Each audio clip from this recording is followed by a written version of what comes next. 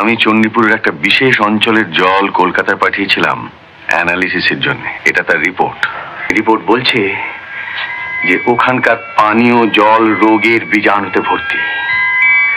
বেশিরভাগ রোগী ওই অঞ্চল থেকে আসছিল, তাই আমি ওখানকার জলের স্যাম্পল পাঠাই।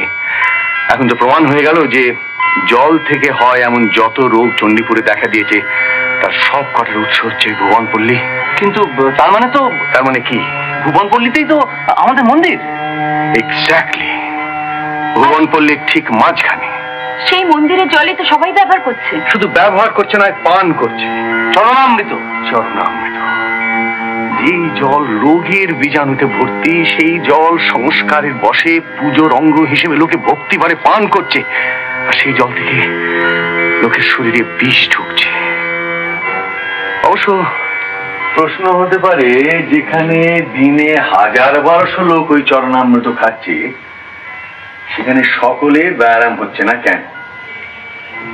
কারণ মানুষের দেহে রোগ প্রতিরোধের একটা ব্যবস্থা আছে, ইমিউনিটি বলে একটা জিনিস আছে, তাতে অনেকে পার পেয়ে যায়।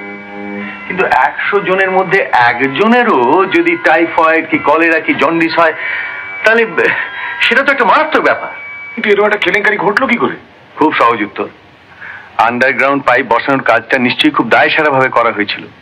ফলে জলের পাইপে ফাটল ধরেছে, নর্দমার পাইপে ফাটল ধরেছে, আর এখন এই দুই জল মিশে একাকার হয়ে যাচ্ছে। আমাদের দেশে তো এরকম হামেশাই হচ্ছে।